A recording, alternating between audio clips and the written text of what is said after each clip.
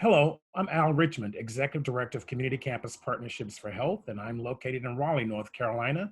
I would like to welcome you to the launching of our summer series of Communities in Partnership, ensuring equity in the time of COVID-19. It's been a few weeks since we were last together, and we've certainly missed you, and we're glad to have you join us again. So much has happened in the past 5, 6 weeks. It feels like the world has been turned upside down, and quite frankly, for the good. There was a global movement to advance social justice and dismantle structural racism in every facet of our society. This webinar series is hosted by Community Campus Partnerships for Health and the University of North Carolina's Center for Health Equity Research. The series is also co-sponsored by the Robert Wood Johnson Foundation Clinical Scholars National Leadership Institute, a national leadership program for experienced healthcare providers supported by the Robert Wood Johnson Foundation. Today marks the 7th session in our webinar series that has shaped powerful and thoughtful information on COVID-19.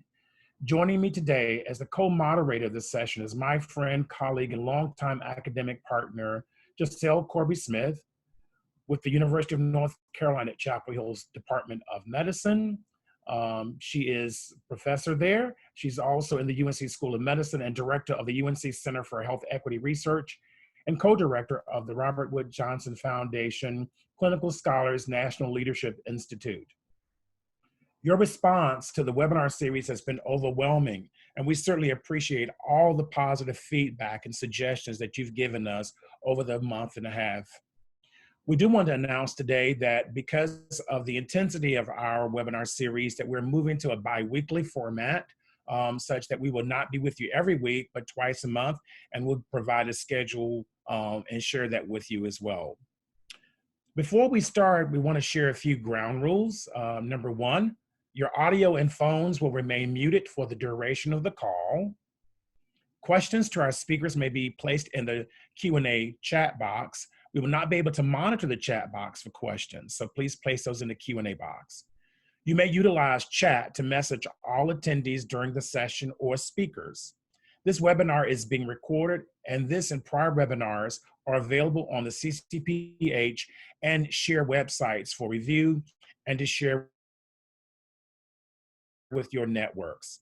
We are aware that hackers have successfully accessed Zoom webinars and other platforms to distribute disturbing images. At any point that we are aware that such attempts are being made to this webinar, we will immediately suspend the session. We believe that such action is necessary and called for to minimize the further dissemination and possible exploitation of individuals that are featured in these images. About today's session. So while the current pandemic has laid bare health inequities and injustice, it has also revealed deep degrees of pain and trauma for all of us on many different levels.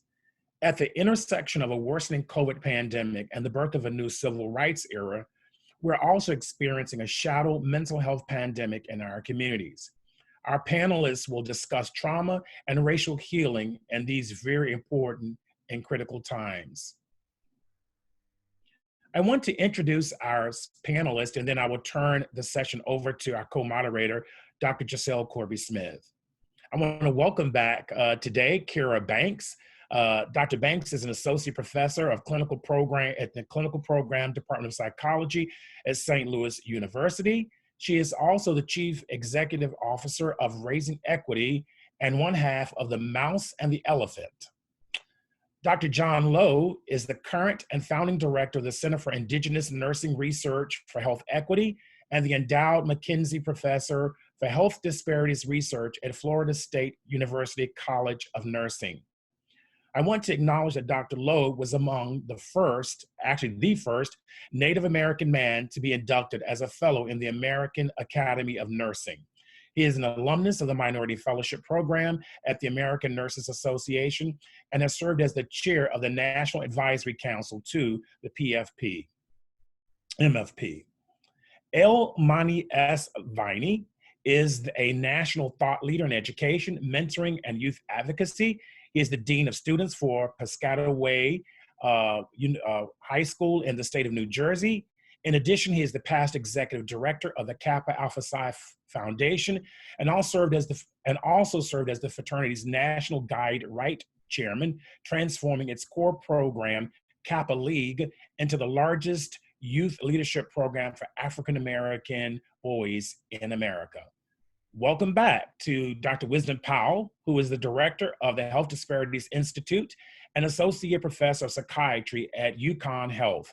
Formerly, Dr. Powell was associate professor at health behavior at UNC Chapel Hill's Gillings School of Global Public Health.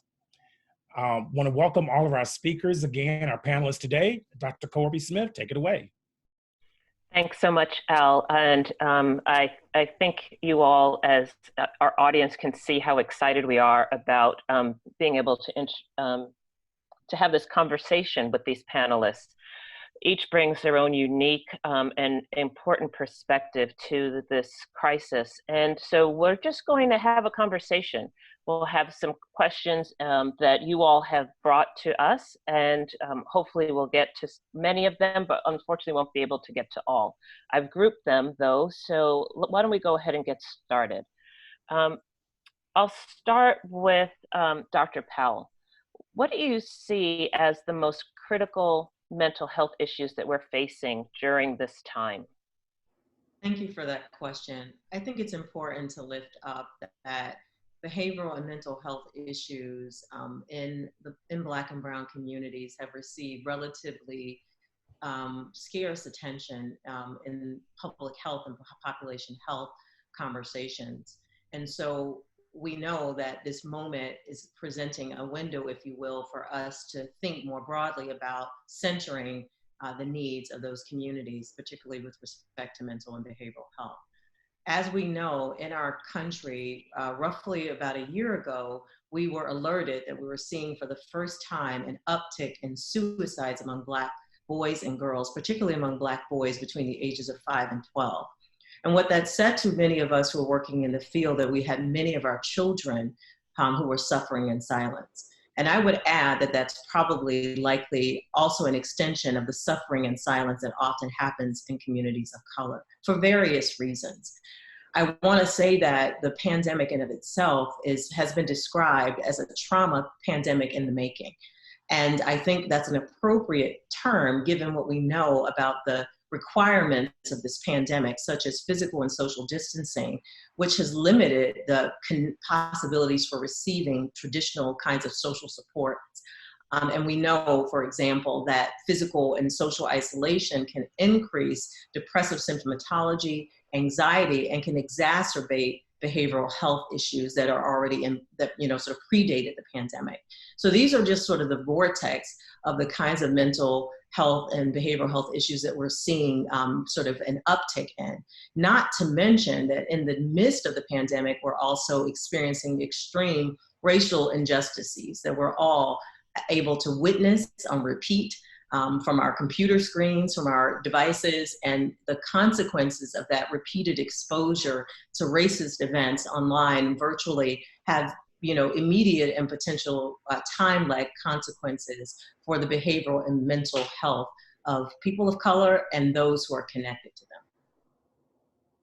Thank you. I want to open it to our other panelists. Dr. Lowe, from your perspective, where do you see, particularly in your work with Native youth, Native American youth, where do you see this this time and how it's contributed to challenges in terms of mental health? Osio Tahija, thank you. It's an honor to be here today and to share some perspectives from Native people in general. I'm not going to speak for any particular tribe because that's not my place to do that, but some of the generalities of what we're experiencing and the context. So I think that the context that we have to begin with when we think about Native people and the current environment, and also what the COVID-19 pandemic has brought to us, is that historical context. You know, historically, Native people have a very dark history for many, many hundreds of years of infectious diseases, and many of those diseases were imposed. You know, even the 1918 flu, Native people were 4 times impacted as much as any other people groups in this country. So that said, the context, I think that what we're dealing with is that historical trauma, that genetic memory, that that embedded coding of how we respond in times of crisis, in times of racism, in times of discrimination. Recently, I think what we're seeing is an increase in this, because I think the COVID-19 pandemic has definitely brought that along. Just for instance, as an example, let's unpack it a little bit. When many areas and many states are not even reporting Native people in the numbers who have been infected by COVID. So we become other, and again, we become invisible. Historically, what does that message say? It's again steeped in our genocide experience. If we're not counted, we're invisible, we don't exist. So we have to unpack it there. We have to place it there, I think, and that's our beginning point, is the genocide experience. Thank you. Thank you so much, John. There were questions that were written in, and Kara, I'm going to ask you to respond to this because of your work, particularly in St. Louis and in Missouri, about what is racial trauma? How should we be thinking about racial trauma or racialized trauma? I mean, that's a great question, and I want to start with answering that, but then also connect with what some of the panelists already have mentioned, is this idea of racialized trauma.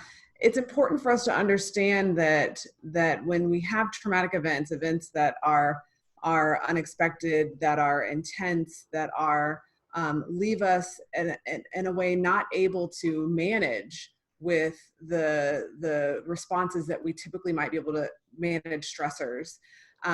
That's our typical sense of trauma, right? But when we think about racialized trauma, one of the difficult pieces is that we understand within systems of oppression that these traumas are continuous, are ongoing, and in some ways, unfortunately, are predictable based on the history of how the system impacts folks' lives.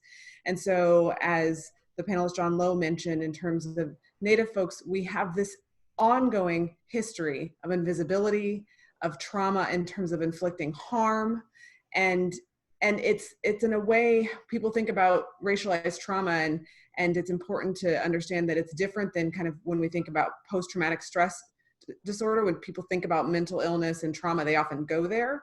But with these sorts of racialized traumas, it's not post, it's not over, it's repeated, and those harms are continued. And so I think the framework of racial trauma is to understand how racism as a system of oppression continues to harm, how those impacts are seen in terms of generational trauma, but also in the everyday lives. And so it's an important area to understand, because I think in the psychological field, we have been slow to recognize racialized trauma as a form of trauma.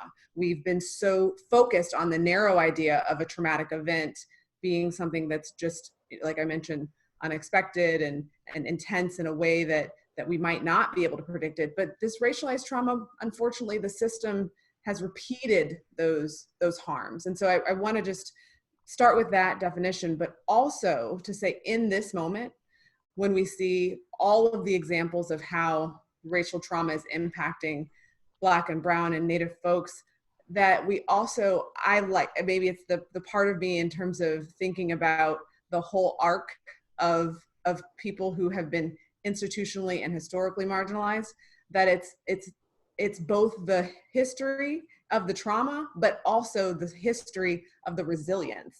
And so to just name that in this moment, we're also seeing, I would say, similar to kind of how we conceptualize post-traumatic growth, that we're seeing examples of people being resilient, of the hard work of communities who have been impacted by racial trauma continuing to come together, and that community is a beautiful thing. It's unfortunate that it has to happen under these circumstances, but for example, we see that the NFL is probably going to change the name of the Redskins, and people are talking about, oh, it's because FedEx put pressure. No, there actually been Native folks working at this for years, for decades, for this win.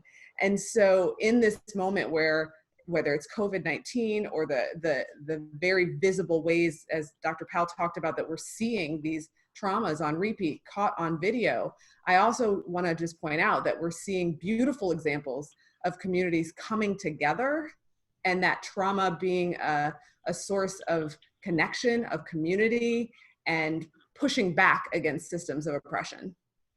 Thank you so much for that. And I definitely want to circle back to that in a moment.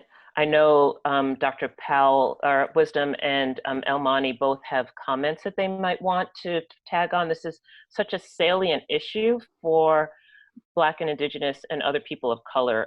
This sort of repeated trauma, the repeated, the racialized trauma, and particularly in the space that we're in now. Wisdom, please go ahead. Yeah, thank you for that. Thank you, Dr. Banks, for really laying out sort of the arc of trauma and healing in such a really crystallized way. I want to just add to that conversation that, you know, when we talk about trauma resiliency in Black and Brown communities, it's really important that we honor the hit that's been taken and received. Because, and the reason I lift this up is because we are really quick as a nation to move people towards resiliency and the resilience narratives without recognizing and honoring that resilience means that you're bouncing back from something, right? And so as we are honoring the bounce back, we need to really name and claim the hit.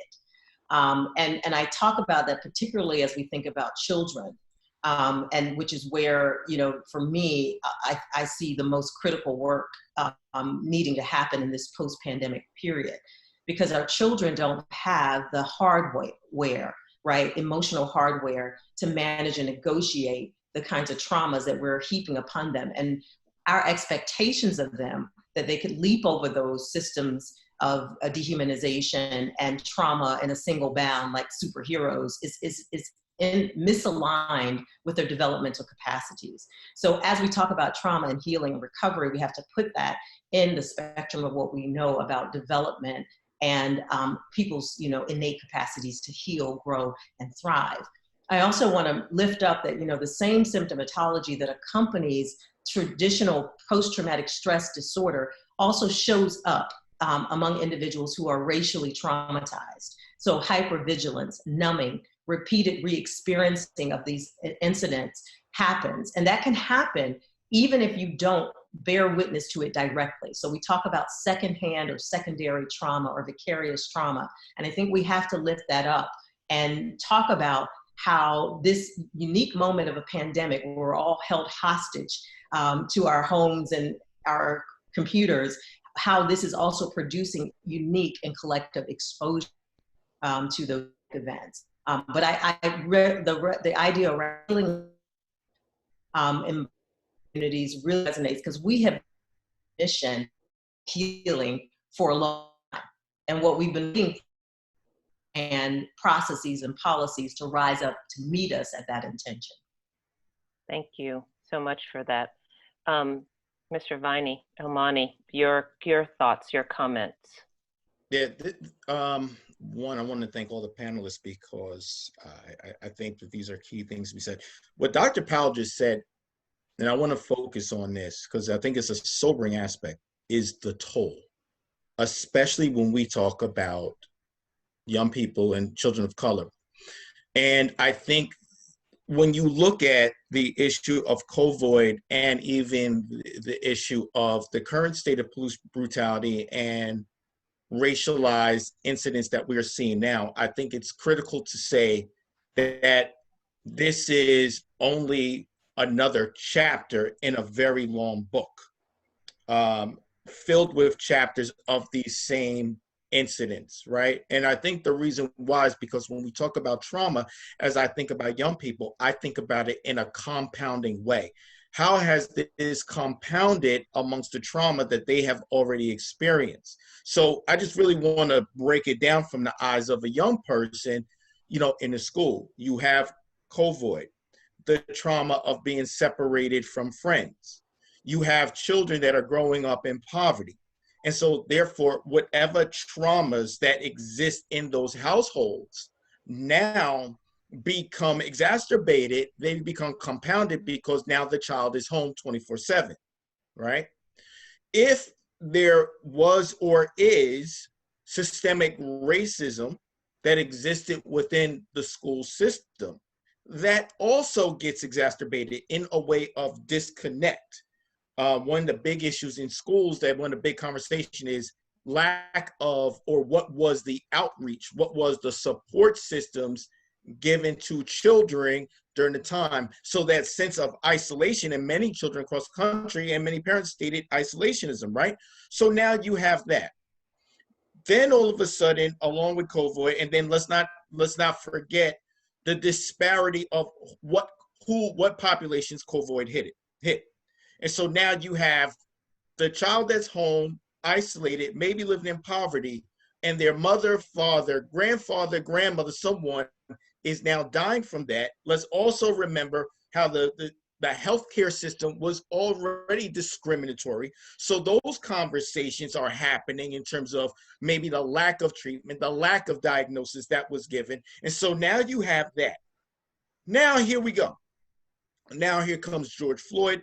Now here comes Ahmaud Arbery. And what I think is important is not just the images, but is that for many young people, young Black people, they're connecting not simply because of skin color, not simply saying that's a Black man there, I'm a Black man. That's a Black woman that was killed in her household in Louisville, I'm a Black woman. But also because many of us are connecting to relatable stories about interactions of police brutality or of racial microaggressions or of getting cops. So now you have this huge, I really want to take time to really go through this in detail here, because it really begs this question. What are the necessary support systems that our children will need now and will need going forward to deal with the compounding amounts of trauma that they are getting in every single aspect and element of their life? And I think that's a critical, I wanted to raise more of the question, but put those components in. And that's actually one of my questions. Thank you, Elmani, for just so beautifully laying out both the compounding effects of the current day traumas that are experienced by our children, as well as the historical, and putting that in context of historical racialized trauma. And so I'm going to open this up to the panel, and sort of what are you seeing, and how do we support those who are experiencing racialized trauma? I'll start with Kira, Dr. Banks. Yeah, so as you're asking that question, I'm thinking of the necessary part of understanding, which is something I feel like in the United States in particular, we don't want to hang in that moment. So what Dr. Powell was talking about in terms of honoring the hit, we have a hard time honoring that hit. And I feel like in this moment, it's so essential for us to understand what got us here to be able to solve for where we go next. I was just reading Wes Moore's book, 5 Days, and he talks about the 5 days after Freddie Gray's murder. And it was like reading the 5 days after Mike Brown's murder in St. Louis with the Ferguson uprising. And I would imagine if someone's writing a book right now, it's like the 5 days after George Floyd, right? And so we need to be able to connect these dots and understand how systemic oppression works, and racism in particular. And the one thing I'll say about Freddie Gray that really took me aback was that he was born premature, he and his twin sister. So 2 months in the hospital fighting for their lives, born addicted to heroin, and his mother was, I don't believe, finished high school, and herself in a way was failed by the system. And when he was 2 years old, his lead count was 36, which we know if your lead count is above 5, I'm not the nurse here, but will help me. There's the micrograms, or the measurement, that's a problem, and it can cause cognitive deficits. So as a psychologist, I understand the neurological impacts, but 36. And so I guess I'm telling this story to say, by 2, right? So he had to fight for his life in so many ways and was failed by so many systems. He was living in this housing project that was poisoning him, and then in the school system that failed him. And so we know a sliver of his story because of his contact with the criminal justice system. But there's so many other ways in which we need to be thinking about caring for our children. And so that's a long-winded way to say, I think what we need to be doing in terms of caring for our young people's mental health is to write the systems that care for them from birth, to be focusing on how healthcare addresses issues of racial disparities, to be making sure that our education systems are equipped with people who can see our children in their full humanity and can support them rather than write them off. Mm-hmm. And that in this moment, we're seeing the cause of all of the ways in which multiple systems have failed them. And so I think it's important for us to be willing to sit with, like Dr. Powell said, understanding that hit so that we can understand how to move forward. Yeah, very powerful. One of the panelists, or one of the attendees chatted in that we're living in a syndemic. That this convergence of so many forms of oppression, this intersections of structural racism, police brutality, severe economic pain, and just as you so eloquently point out, Dr. Banks, how these this intersectional nature of oppression that Kimberly Crenshaw describes, how it can exist within one person, one family, one set of twins. Dr. Lowe, can you say more about what you're seeing and what you're experiencing, or even some of the work that you've led around dealing with trauma? Yes, thank you. And I appreciate Dr. Banks' comment about understanding. In our work, what we do is in a major piece of our work, in intervention work, and we study the impact and the results. It's called the Sacred Talking Circle, an intervention that is cultural based with youth. And we have implemented and studied this with multiple Native American and other indigenous groups across the world, and tailored it per cultural group, meaning tribal group. So one of the things that we, and from ages starting with 10 all the way up to 26. So one of the things that we have really discovered is that need for understanding what is happening and what has happened to me and us in these youth, especially the youth. So we use one approach, what's called the bear story. And if I can share the bear story, I'll share it with you. So if the bear comes in here, and I'm often in different groups and different communities, because my name is John Lowe, I'm referred to as the indigenous male version of J-Lo. So I call it the J-Lo bear. The J-Lo bear comes in here. What do you want to do? So I love it when the little ones respond, and they go, I want to run.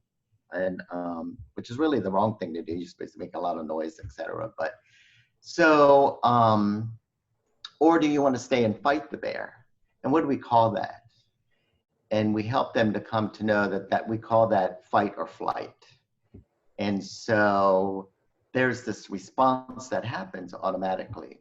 So what's happening to us when we go into that fight or flight response when the bear shows up? So there is, first we talk about, well, what is the bear? So the bear could be mom and dad or whoever you live with coming home in a bad way. Could be the experience at school, having been called names because of who you are, because of your poverty. Could be you didn't have a meal last night, you didn't have a meal this morning for breakfast before you went to school. The only meal you get is at school. Could be lots of things, and could be even you don't see the bear, and I'll come back to that. So what's happening to us when that bear shows up and we go into this fight or flight response? Creator, who we call Creator, who created us, gave us in our bodies a community of members.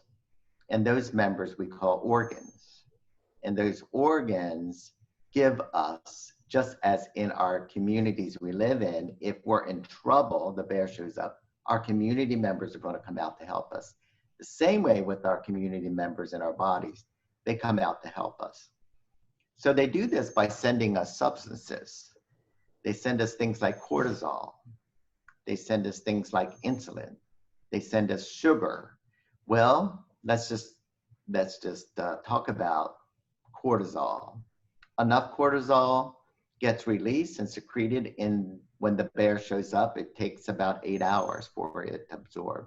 We also know at the same time, you're getting surges of glucose, sugar, so that you have the energy to either fight or run from the bear. Well, at that same time, so that the sugar, the glucose, can flow through out your body to be utilized, you have to have insulin to come behind it to push it through. But cortisol, enough cortisol creates a barrier to that uptake of the insulin, so that insulin isn't getting sent out or can't be sent out to push the glucose through. Our 10 to 12-year-olds therefore get type 2 diabetes, not type 1, not juvenile onset. There's other substances, adrenaline, all the other things that can affect your cardiovascular system, all the things that can affect your autoimmune system. We end up eventually with major autoimmune disorders and diseases. So we help them to understand that that's what's happening. And then we talk about what the bear means and all these things that the bear represents. And even those things that maybe they don't see the bear, but they feel the bear. And that we call triggers of what happened to our ancestors that's been passed down and repeated and passed down and repeated and passed down and repeated. So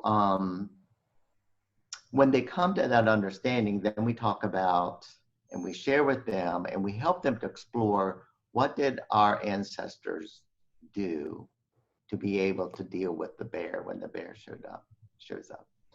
And steeped in those cultural traditions are those factors that can really help our youth.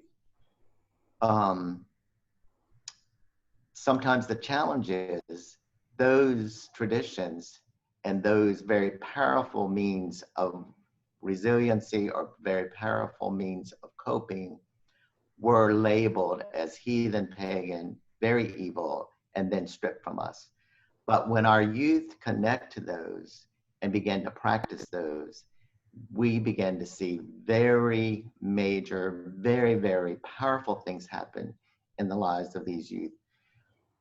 That said, there is also the system issues, and that's been referred to, and Dr. Bank talked about, that needs to be really addressed also. And many times that's very challenging for us. And I think that we are in a time where those systems now need to be addressed and et cetera.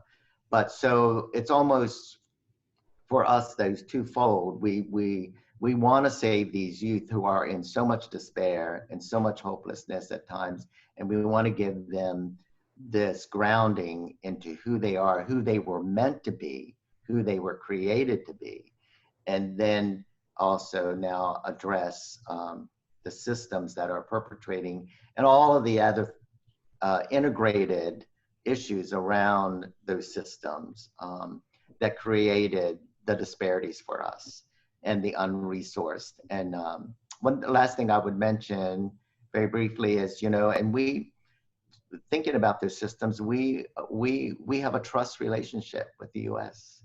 government through our treaties, and we were not supposed to be in this situation. And so I think that needs to be resurfaced maybe, and rehashed and discussed, and given a voice, I think. Thank you. Dr. Lowe, thank you so much for that incredibly powerful and rich way of explaining trauma to children, and the way it's steeped in sort of the cultural traditions that created a space for healing. I want to pull on that thread a little bit more. There's been a question in the chat, in the Q&A, and that echoed one of my questions, which is how, in a context, and I'm not a mental health professional, so you all have that experience, how in a context of sort of a current trainings that are steeped in a majority culture, how can we have an anti-racist approach to mental health? How can we center the experiences of Black and Indigenous and other people of color in our mental health responses? Elmani, I wanted to start with you. Thank you. I think so. So being a background of education, as an educator, I want to take it from that angle, as I'm sure our professionals on here will eloquently break down from their end of the practice. There are two things I want to address on that. The first thing I think is critical is the terminology of anti-racism. While I know that terminology has become the new popular term, I think that term, I'm going to be blunt on here, is problematic. And I think about what Mother Teresa once said, which is, if you invite me to an anti-war rally, I won't go because it's about war. If you invite me to a pro-peace rally, I'll go because it's about peace. My concern with anti-racism is that the terminology in itself does not speak about anything pro-Black or pro-people of color. And so, yes, when we talk about mental health services, though you may be saying, okay, how do we get rid of the things that are inherently and historically racist in our healthcare professionals, that's great. But if there is no intentionality in terms of how you are defining what is pro-health of Black people, pro-mental health, pro-wellness, what does that define? What does that look like? Then my concern is it's almost like someone drowning and you just bring them to shore. Oh, great, you brought me to shore, but you didn't. I'm still cold, I'm still wet, I still don't have a place to go, but you're happy because you brought me to shore. So I say that we have to be cautious of the terminology anti-racism, because I feel as though people will get happy with giving us the bare minimum, right? That being stated, I think the following. The first thing, I think is, once again, one, we have to define, and I'm gonna hand this over in a second, so I'll raise it as questions. One, what does Black wellness look like, right? In young people, what does it look like? We have to define that. And then by defining that, then we can get into what are the services. And then another question is, who are the experts to deliver such services? In the educational system, the reality is 2% of us are educators that are Black men. In general, only 12% of the entire educational profession are African American, right? Then when you get into guidance counselors, that slims down. And then when you get into the fact that many school districts don't even have psychologists full time, that becomes problematic as well. And so now you're dealing with capacity of services, and then you're also dealing with race. And I'm raising this question because I think in order to best serve Black children, you have to answer the question of capacity and who has the cultural competency and training to deliver those services. But on that, I want to raise those as questions from my end, but I definitely want to hear from the professionals on this. So Go ahead, Wisdom. yeah, first of all, you know, Brother Viney, you always strike me as someone who claims not to be in the mental health field, but you got all the stuff. You are saying all of the things. And so I'll add to your really brilliant comments just this perspective. So as a trauma psychologist, you know, I often use Edwidge Danticott's book, Breath, Eyes, Memory, as a rubric and a frame for us to think about what we need to heal from trauma. So first of all, trauma fissures memory, and it disconnects body, mind, and spirit. And so in order to heal from trauma, we have to reintegrate those parts of ourselves. We have to use our breath. We have to remember, meaning put back together that which has been fragmented. And that includes the history of trauma that has been, lodged against people of color and indigenous people. We have to own and honor that. And systems have to atone, right? So it's time for us to bring in some different language. We're not talking about reforming, we're talking about atonement here.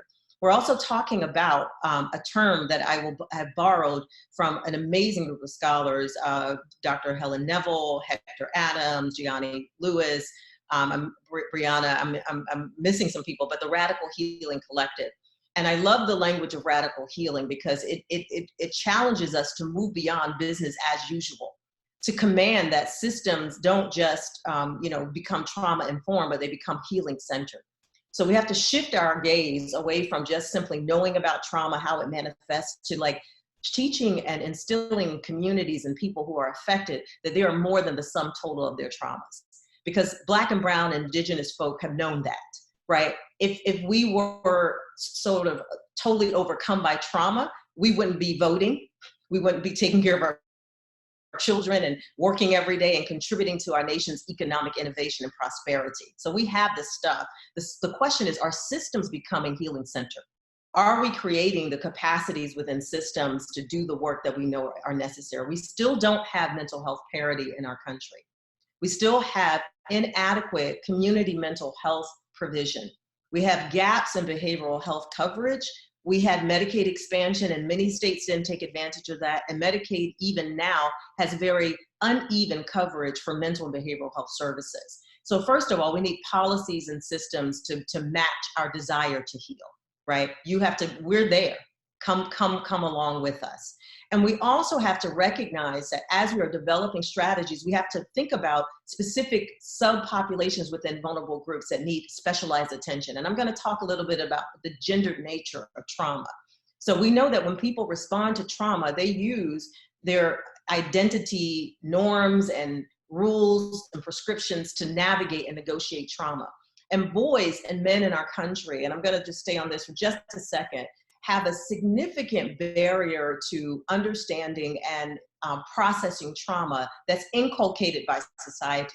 We teach boys to soldier on, to man up, to suppress emotion and trauma, and that requirement of trauma silencing actually exacerbates trauma symptomatology. You think about it like whack-a-mole, right? You push it down one place, it's gonna pop up in another. And that's where we are as a nation, actually. We're in this serious, whack-a-mole situation. We have not dealt with the wounds. We haven't spoken to the wounds adequately and appropriately. And that's why we're here at this same river twice. I don't have anything to add to what has been said, but what I'll connect to is that I think we also, going back to the question around our young people, I think we underestimate their capacity to understand, to understand these systems. I think that there's been an approach that, oh, if we can just protect them and keep them innocent, but these systems, as we've talked about, are impacting them. And so I actually think that there is power in helping them be critical lovers of the space that they're in and understand the systems and how they operate. And there's actually research to support the fact that young people who understand racism as a system and racism as a system that's impacting them, when they experience discrimination, don't have the same mental health effects as young people who are only focused on assimilation and don't understand how the system of racism is operating. So I think in all of what has been said, we also need to remember that our young people can be rigorous about understanding these things. We don't have to protect them. These systems are already impacting them, and it will behoove us and them for them to be understanding so that they can be the change that we want to see in the world, that they don't have to wait until they're in college to learn about these concepts, that they can be learning about it as they grow through elementary school, and they can then step into their positions of power with the understanding. So the systems is a very interesting and I think a powerful place that that's being discussed, and I appreciate that discussion. So where's our, as Native people, where's our voice in the system? Because we have been kept out of the systems in so many ways. And I'll just talk about my field as far as nursing. As far as we know, as Native American nurses, and when I say Native American, I'm also speaking about Alaska Natives and Native Hawaiians. We know that as far as the PhD, not the other types of doctorates for nurses, but the PhD is probably around 23 of us out of 6 million plus people. So where's our voice? And it gets very thin. And then we find ourselves in institutions, and I'll just go there. Why am I the only Native faculty at my institution? Not just nursing, but faculty in an institution that has the privilege of carrying a tribal name, meaning they use this as what they refer to as their symbolism. I have brought other nurses with PhDs to be potential faculty, but were denied a position. So, probably a third of those of us who have the PhD in nursing are not with us any longer. So we are scattered. We are very thin. And so, and I know my field, and there are other disciplines that are very valuable, but nurses in our communities are very respected, very trusted. And so with the PhD, that means that we are prepared to do the research that needs to be done, and then develop the interventions and test out the interventions that have cultural meaning and that could make an impact. So, but if we're so underrepresented and not just, and again, not just in nurses.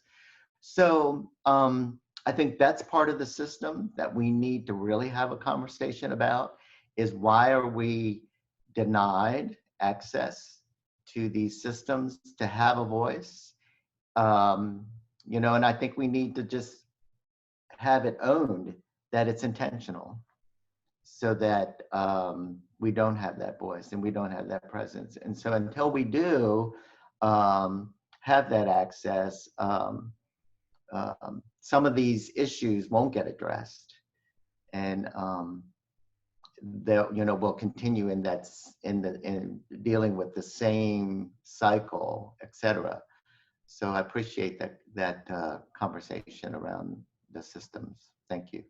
Thank you. Yeah, Dr. Lowe, I mean, you're reminding me of post-Ferguson, when mental health services flooded Canfield, the area where Mike Brown was killed.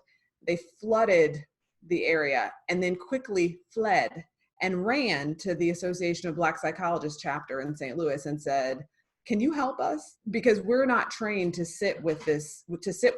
They didn't know what to do with the anger, with the rage, with people sharing their racial trauma. And it was a moment for me where I knew, just like you said, that in my field of clinical psychology, in terms of Black clinical psychologists are underrepresented. But the question around how do we center the experiences of Indigenous, Black, Indigenous people of color in these training programs, we're at a moment of reckoning that it's representation isn't enough, and we can't move fast enough to make that happen. So white practitioners in particular need to have the humility and do the hard work to understand what they don't understand, to partner, to collaborate, to listen, because at this moment, there are people who need mental health services. And at this moment, most of our training programs have not prepared clinicians and practitioners for the type of services that are needed. And you're right, we need to simply just be honest about that. Yeah. I mean, it also reminds me too, Dr. Banks and Dr. Lowe, that, you know, we have an incredible opportunity in this moment to leverage the wisdom of boots on the ground in our efforts to triage, maybe not treat, but triage and refer folks for services. I mean, we have incredible faith-based institutions around the country who have been really providing counsel for Black communities since before, you know, we were free. You know, folks have been taking it to the altar before they took it to the therapist. And so we have an opportunity to partner with our faith-based institutions to support them with paraprofessional training. We could recalibrate or reconfigure mental health first aid, for example, to be racial trauma first aid, right? So that we can actually deploy community health workers who actually are waiting in the wings to support us, and an incredible ground force, right, in our efforts. So we have to reimagine mental health care as not being hierarchical, as not being wholly owned by health systems, but as being a part of what communities do to heal one another, as part of the radical healing, as part of a collective approach. And that is the only way we're going to bridge the gap in this moment, because as Dr. Banks and Dr. Lowe and Mr. Viney have pointed out, we are not training enough people at the rate we need them in these programs. I mean, we don't have enough of the capacity in our professional fields to cover or mind the gap, to bridge the gap. And so this is a moment for us to humble ourselves and actually work with the folks who have the wisdom to bring us to a place of healing. And if I could just jump in on that, because Dr. Banks and Dr. Powell and Dr. Lowe, you hit on it when you talk about system, right? So when we talk about the disruption of the system, why that's critical, I'm going to offer two, I think, action items that I believe needs to happen. One is in the immediate, and then one later on. When it comes to school systems, I believe that ABSI, APA, and everyone needs to be at the table right now, demanding that school districts, that states increase the funding for school psychologists and training, right, of not of your guidance counselors, but also embracing and engaging in more counselors for this upcoming year. I think that is critical, because one of the things I was thinking about when you were talking, Dr. Banks, when you were talking about Ferguson, and you were talking about people saying, oh, we're not trained for this. And it goes back to, I think, something I was saying prior to, which is all of a sudden you start connecting the dots, that the anger isn't just Michael Brown. The anger is getting pulled over by the police officer and given that ticket, and you got to go to court to pay that $50, wondering why'd you get the ticket versus someone else. Or you saw your father brutalized by police officers 20 years ago. And my concern is that when I see certain, I'm going to say it, white psychologists reaching out, they're looking at it as if they're treating the moment, not realizing that this may simply be a tipping point, but once again, another chapter in a long book. And it's like, okay, you want to talk about this chapter, but you haven't read the whole book. So you're not an expert on the book. So I think that, though, going to the training, but I also think going to these states, and these states, especially these states of with the state education, departments of education, and saying, wait a second, we need more voice here, because in my opinion, we need to be more personal development, healing centered than academic centered. And I'm saying that with 23 years in this sector. as an educator, right? And I've always believed that, because you're not going to get that young brother, that young sister that's traumatized getting to the computer or getting to the classroom to do their work if the trauma is deep on their shoulders and they have not dealt with that. I'm going to say this last part, though, I think in terms of dismantling the systems, and this is from education, I think this also needs to be a come to Jesus moment for post-secondary and graduate schools of education. As someone that has their master's and also has certifications in supervisor, principal, and superintendent, I will tell you bluntly that at no point in my training was mental health or trauma or racialized trauma or systemic racism even addressed. And so the problem is, if you have superintendents, principals of schools, those who control budgets, those who make the priority of what's going to be important out there, that come from isolated areas, isolated cultures, that is not familiar with racial trauma and of it, it will not be addressed through budget, through staffing, and through support, and also through prioritization versus content in your school systems.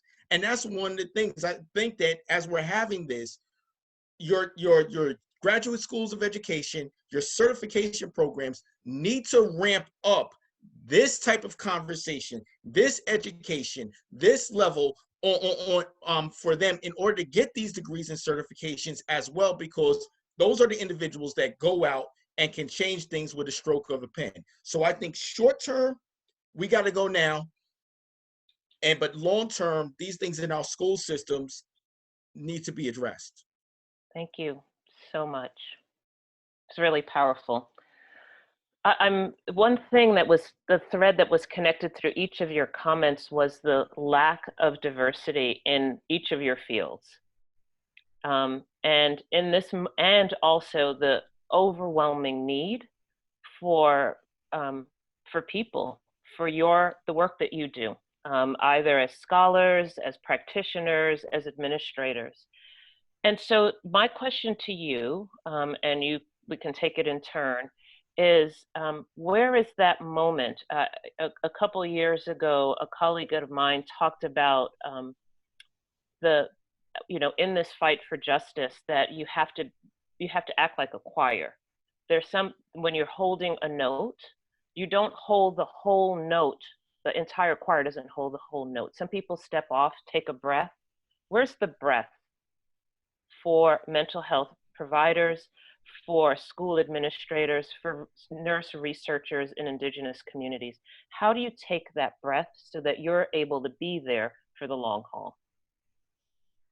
I'm glad you raised this question, Giselle, because I think we undervalue and underestimate the toll that the healing work takes on the healers, right? I mean, it is impossible to do this work, this spirit work, without being penetrated by it. We're also Black and Brown and Indigenous people, right? So we are also confronting racism while trying to fix it, which is also another problem that we could discuss. But in the midst of that, that spirit war, we have to remind ourselves that it's okay to retreat. And I don't want to get too, even with my DOD experience, I don't want to get too battlefield military metaphor, but it's appropriate, because if you think about the way battlefield strategies are designed, you have your tactics folks, your tactical folks, and you have your strategic folks, right? And you have to figure out, where you can enter, the battle, and when you need to retreat to restore yourself. So self-care is critical. It's not just something we put up on a placard. We actually have to practice it and be intentional. And so what I say to my fellow healers is that you have to take a breath. You have to step back from the social media posts. You have to say no to the insistent requests that we're all getting in our inboxes to show up and heal the nation while we're trying to do our own healing work. And also, we have to demand that we are valued in this moment. So the message is also to folks who are contacting us in this midst of this critical precipice that we're standing at, that you recognize that asking us to show up and do this really intense emotional labor for free or for very little pay is also structurally violent and traumatizing. So there are ways that we can create that space, but also we have to have, again, the ecology of healing to recognize that we're also in the midst of our own healing and to respond in kind. But trust me, people will keep coming, knocking, and if you keep saying yes. So I like to do the conditional, as I was taught by a very wise elder, conditional, you know, the no's with some conditional yeses. No, I cannot do that, but here's what I can offer. And that's okay, because there's many paths to the revolution. Your protest practice doesn't always have to be as a frontline soldier. Your protest practice can be your pen, right? Your protest practice can be calling your legislative official to demand change in your area. Your protest practice can be being support them. I mean, there are many ways to be engaged, but the important thing is to catch our collective breath. We have to do that. Thank you for those words of wisdom, Dr. Wisdom. Really, really very pertinent to, I think, our experience. And I think that's a concern that we all carry, but you know, and I definitely do with our young academics who are Native. You know, we are so few, and then we're expected in the journey along the academic journey to earn tenure, to publish, to do a lot of the things that has to be done. And if there are any young academics that have signed on and viewing this, and then at the same time, you have the burden of what's happening in your communities. You have that burden, and sometimes we need, and I visited right at the beginning of January an institution, and was a guest speaker, and this institution, they had me have time with their young scholars and tenure earning folks, and many were minority, and were so one of the things they shared was about around the burden of the younger students who they felt like they were their only voice. And so the younger students who were also students of color would come to them, and so forth, and so they felt they had to carry that burden. And one of the things I shared with them was, okay, step back and look at me as your elder. And as your elder, I'm giving you permission to not have to carry that burden. It is not yours alone. And then I had time with the senior faculty and the administration, and I shared with them, and I said, this is your responsibility. Somebody has to, so those of us who are senior, I think we have to maybe step up and say, it is not just those of us that are representative and members of our communities, but it's everybody's responsibility. And that unless you do, you are going to lose the young academics. So I really, really appreciate the message around elders. And I've been very fortunate and blessed to have elders who have stayed with me, because meaning they have followed me, even when I have lived, you know, away, and during my PhD journey and my other journeys, they would call me and say, we just haven't seen you for a while. What's going on? You know, and they checked in. And it's okay to have those folks, and even, I think even to ask them to check in with you. And you know, they are willing to do it. So, and I know that has kept me grounded and has helped me through a lot of difficulties and a lot of, you know, sleepless nights when, you know, these things would happen. And so, yeah, so I think it's a very, very important message. And because we are going to lose some folks if we don't give them that support and that permission to step away and take time for self-care and for themselves. Amani. You know, you hit me there with that one, Dr. Lowe, when you talk about we're going to lose some people. And Dr. Banks, I think you remember that. Dr. I think we all remember that. I'm going back to even again to Ferguson, is there were a number of activists that legitimately, I'm not talking about the lynchings, that's a whole nother conversation for a whole nother day. But there were those that legitimately committed suicide during and after, because we forget that this is like a war. You know, this may not have World War II characteristics, but it's like a war. And that PTSD or that TSD, that trauma, it is real. And the reason why it hit me, because I mean, I got a friend, for example, I want to give two examples and I want to make some thoughts here. I have a friend who's really out there, very well known on the front line.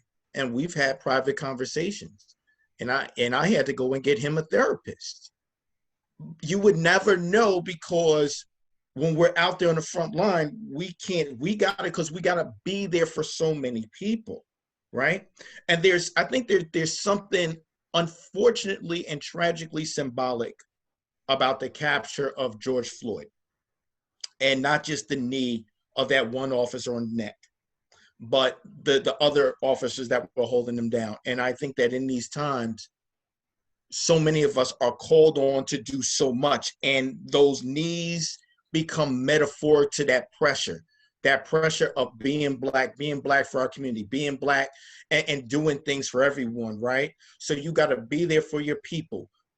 Me as an educator, I got to be there for all my students, of course, but yeah, I got to be there for my Black students, be there for my Latino students, be there for my Asian students. Oh yeah, I'm 2%, so I got to deal with being there with my fellow teachers. Then I'm a Black father. I gotta be there for my Black daughter, be there for my Black wife who owns a business and making sure everything's there, be there for my Black son that's now at the age where profiling is about to get very real for him, right?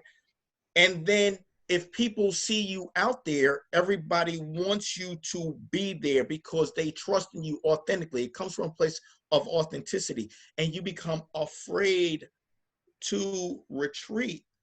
And I just think about that, and that toll is real. That toll is real. And I will just say, from an educator, I think from an educator standpoint, I think for any of us where we have these institutions saying, hey, we need you to do X, Y, Z, my belief is they need to budget healing space and healing time as professional development. Mm. If you are 2%, if you're an academic researcher in your institution with $1 billion endowment is asking you to still do X, Y, Z, okay, you need to budget that in as my professional development. My health is my development. Mm-hmm. And I think that, to me, that's critical. But I think two other things I just want to say here. I believe that we also need to protect our Black and Latino and our Indigenous people students on the college campuses, because our colleges are notorious for allowing the students to do the work of systemic change while they go to school. I'm going to be transparent on here. I was a part of that at Boston College in the mid-90s. We were able to fight for equity. We were able to get greater funding for our Black Studies department. Guess what it cost me? I'm being honest. I ended up with a 2.3 GPA graduating from Boston College, right? How many people have felt that consequence? And so, in my opinion, we got to do more to say no institutions with your endowment. If you want the youth to do that work, then give them a full 4-year scholarship, right? You can give it to the athletes, give it to them. And so lastly, I will say, I think if we're going to be, regardless of what the person in the White House thinks, majority of us are going to be doing some form of online. That's the reality. I think part of the content we need to push for is making sure we have healthy spaces as a course for many of our kids, whether it be K through 12 or college, but where that is intentional, the healing space as part of the curriculum, as credit, for credit. the intentionality of building that healing space. And I also think that the institutions that do represent this should put it out there and say to these institutions, we'll do the work for you. You're going to pay us, but we'll do the work for you to make sure that these things are options of resources and capacity for your students. Thank you. Go ahead. All very good points. If I can jump in? Please. I would say, in my opinion, I often say, find your lane and find your people. And so to reiterate some of what was said, just to find your lane, that you don't, sometimes when we think about protests, we think about only the frontliners. And so as Dr. Powell said, there's so many ways to be engaged. I often joke with my friends in the revolution, I'll teach the kids. There's a lot of things that I won't be able to do, but I can teach the babies. And so find your lane and know that that is useful. You bring your gifts to the movement, and that is enough. You don't have to be doing what everyone else is doing. And this piece around frontliners, in Ferguson, we were in active protest for over a year. And I remember there were times when I was talking to some of the activists, and I would say, in a war, we would never allow someone to stay on the front lines for a whole year. We would know that you just don't do it like that. So what is it that you can't pull away? You feel like right. And so we would talk about that pull to just be out there, because it's passion, but also the dynamics in a lot of movement spaces. Thankfully, I'm seeing it shift, but it was often about giving your all, sacrificing yourself. And I'm hearing younger activists speak about it in a different way and centering their well-being as an act of protest, as an act of movement work. And I think that is essential. That's important to say. And then to find your people, that it's important that you find people that can resource you, that can support you. There are times, we just started an Institute for Healing Justice and Equity at St. Louis University, and there are times where I think, why did I start? What was I thinking? And it's where I come alive. It's being engaged with my colleagues on my campus, and it makes me feel rejuvenated to go back and do some of that other work that feels like more of that burden. So find your people. Also in the community, there is sometimes a feeling like if you go out and are seeing too much, that everyone wants a piece of you, and it feels like maybe it's better that I don't. But again, find where it resources you. There's a Black Healers Collective here in St. Louis, and it's a group of healers and practitioners from so many different modalities. And I will just say, the community healing spaces that they have created, and some of the spaces particularly for healers, that when you create a place that supports and speaks to the wounds, as Dr. Powell said, people will come. People will even come virtually, right? And so to just remind you to search for those spaces and create those spaces for yourself and other people, that even though we can't physically be together, those virtual gatherings can be quite healing. I agree, Dr. Banks. And I was thinking, as both you and Elmani were talking about initiatives that we've launched on the ground here in Connecticut. So one of the things we wanted to do was to create a brave new space, like moving beyond a safe space, because a safe space is fine and important, but a brave space allows you to show up, to have your voice amplified, to authenticate your well-being and the wounds, right? And brave spaces actually allow for intergenerational exchange. So we've been holding intergenerational fish bowls with elders and youth in the community, recognizing that our youth are poised and ready for action, but they need wisdom from the elders to guide them in the practice of movement building, right? So that they protect themselves in the midst of the fight. And that's where the disconnect, I think, happens when we don't decolonize mental health approaches, right? Because traditional mental health approaches says enmeshment is a bad thing, right? Like this term, like being so too connected to people is problematic for your individual mental health. And we know as Black, Indigenous, people of color, that being together, interdependence is actually the key to radical healing. Like being separate from you, Ubuntu, I am because you are, like that's necessary for us. And I think part of our emotional struggles sometimes is because we're trying to retrofit those ways of thinking about wellness and emotional being and competence onto a community that has its own script. Like, we know what we need. And I could say one thing that is critically important is that people try to tap into that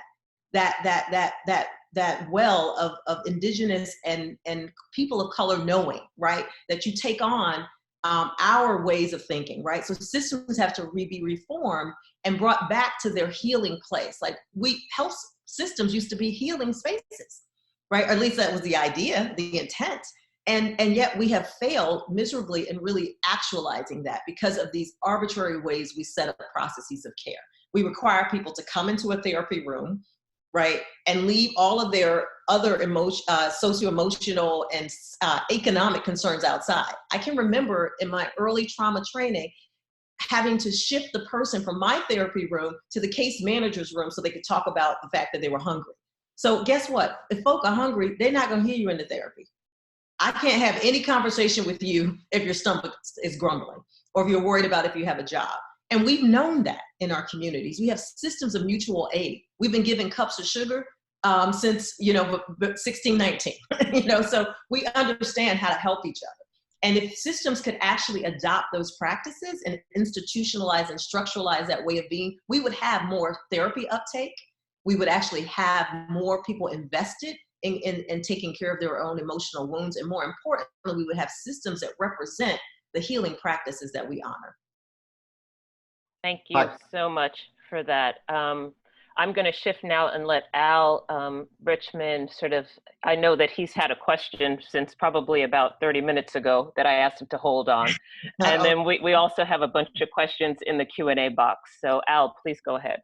Yeah, thank you. It's been amazing. I think it's obvious that this particular webinar series has actually sparked so much. I want to just acknowledge a couple of things that have been in our chat box. And first of all, one of them says that the hardest part about indigenous communities during times of COVID is that we have no words for social distancing. Our communities gather and have always been hands-on. No one gets left behind. Our faith, healing, and teaching has always been face-to-face. And so I think so much about that in the context of what you just shared, Dr. Powell, in terms of the fact that people are saying social distancing, right? That's important, and yet how important it is to, as a community of people. But I want to shift a little bit to policy.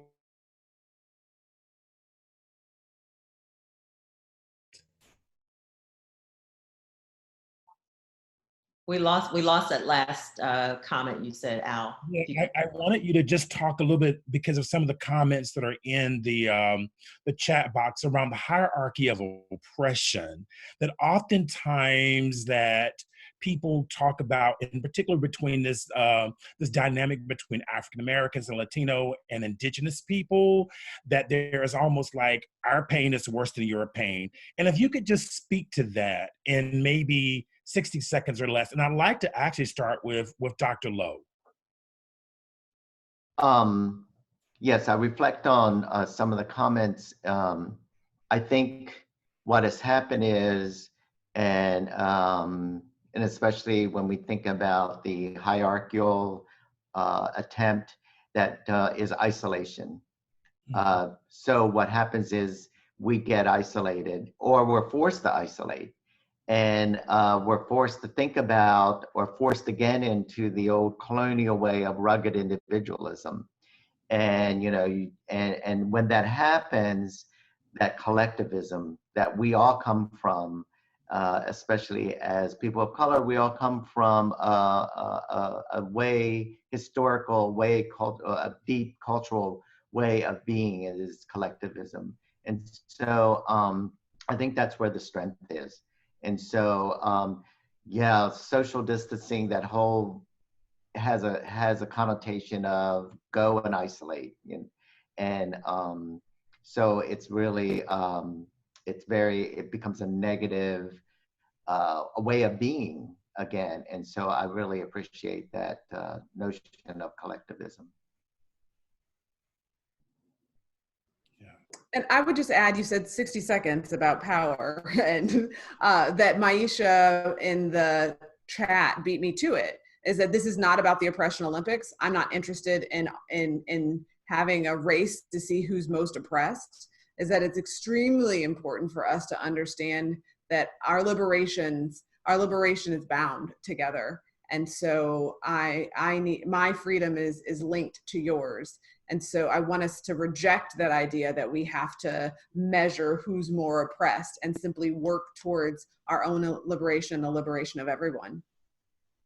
And I love that. And thank you, Misha, for that, for that shout out in the chat. I was saying amen when she typed it. And I think what is most troubling about that oppression Olympics is that it's designed. It's by design. Right, that we are pitted against one another, as someone has mentioned in the chat, often in these politics, right? And really, the struggles that we share are linked by the same history of colonization. So we need to decolonize the way we even think about our approaches to collective action, right? So, and that means accepting that part of the reason Hispanic and Latinx and Black people experience the kind of oppression that we have is because our indigenous brothers and sisters took a significant hit, right? And that set up a hierarchy, if you will, and a trajectory of trauma infliction for everybody that followed. And that Black and Hispanic and Latinx people share a common, history of colonization, and we have to honor that and recognize that the anti-Black bias that exists both in Black communities and Hispanic and Latinx communities has also been weaponized. So we have to be really, really sophisticated and savvy in our tactics and resist the urge to lean into those dynamics, right? Because that's not what's going to get us either of us free. So I really appreciate that. Yeah, you're bringing out Dr. Powell with that, and to the question, you're bringing out the history teacher in me, in a sense, and keeping it under 60 seconds. But one of the problems with the way we teach history in schools is we teach it in a chronological methodology of isolationism. And the problem there is children, or we cannot connect the dots. Go into what you said, when you look at the impact of what has happened to indigenous people. If we studied history as a matter of dehumanization, you could connect the dots between the genocide to our indigenous brothers and sisters to that of the enslavement. And then let's not forget about how Africa and the continents of color around the world have also been dehumanized, and the purpose and the intentionality. So what happens is you have an aha moment, and then you have a sense of acknowledgement of those things of oppression that join us together that we have to fight, but also a respect to those things that are unique, but it takes away, quote unquote, that oppression Olympics. And then it also gathers the sense of respect that one has to give, especially when we talk LGBTQ community and everything else, and then nobody is rendered invisible. And I think that's the thing that happens, is that when you're separated, everybody that has been traumatized with being dehumanized and rendered invisible feels as though that their issues are not being addressed. They come from a legitimate and authentic space, right? And so that's why it's so important to have that sense of, we acknowledge, we see, let's connect the dots, and then let's build together. So one policy recommendation from each of you, 30 seconds. Elmana, you talked about change in higher ed. What's another policy recommendation?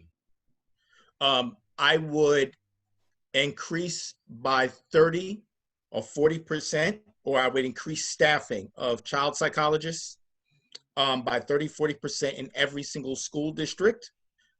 And I would make cultural competency mandated, as well as mandated in our school systems. One other thing I will say policy-wise, I think when we talk about 504 plans and IEPs on children, we have to include PTSD.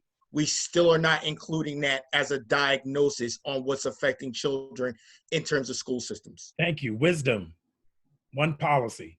So one policy I would advocate, I have many in my head, but Medicaid expansion.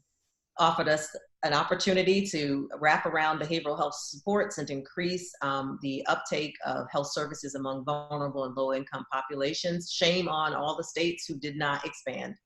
Thank you. Wisdom. Kira, one policy recommendation, 30 seconds. I would have to reiterate the policy recommendation around cultural competence for clinicians. So if we look at how states license, require continuing education requirements, that cultural competency be added to the licensure requirements. John, you have the last word. Oh, thank you. I would recommend a policy that no community of color and in particular Native communities that are not left without the basic needs such as indoor plumbing, other resources, transportation, internet connection, et cetera, cell phone connection, so that these resources are in place as we move forward. Yeah. So we've heard from so many people, in particular around the issues of intersectionality, around persons with disabilities. We've also had questions coming in regarding children in the custody of the federal government through the ICE program as well. So we want to acknowledge that as well. As we wrap up today, I want to say again, thank you for joining us. We've already had suggestions that you come back in 2 weeks and join us for part 2 of this series. It's been absolutely amazing.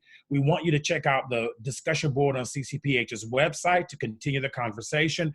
We are curating all of the webinars on our website, including CCPH and the CHER, the Center for Health Equity Research at UNC, on their website as well. And so you can go back and listen to those at any point in time. Please provide feedback at the scan code. We are honest. We want to hear from each of you. I was chatting into the box about suggestions from you for future sessions, including speakers from diverse communities and populations. So please share that with us. It's critically important. We don't know it all. We're looking to you to help us to build the momentum on this webinar series. And then we also encourage you to subscribe to CCPH's newsletter, which is at this website. For those of you who are representing community-based organizations, there's an opportunity for you to complete a national survey of how COVID-19 is impacting community-based organizations, and it can be found at this link. And if you register and complete the survey before tomorrow at 5 p.m., you will actually register to win a $500 honorarium to your community-based organization. So get that survey completed and return it. We want to know how COVID-19 is impacting community-based organizations across the country. Giselle Corby-Smith, you have the final word. I just want to join Al in thanking our panelists. What a fabulous conversation. I'm so honored to have been able to spend this time with you. It went by incredibly quickly. Please make sure to use the hashtag equity in COVID. You have our Twitter handles there, and I'm seeing that there's several. Wisdom has also added her Twitter handle and her Instagram handle in the chat box. Please make sure to continue the conversation through social media. And so thank you all for joining us this afternoon. Well, it's here afternoon in the East Coast. Take care.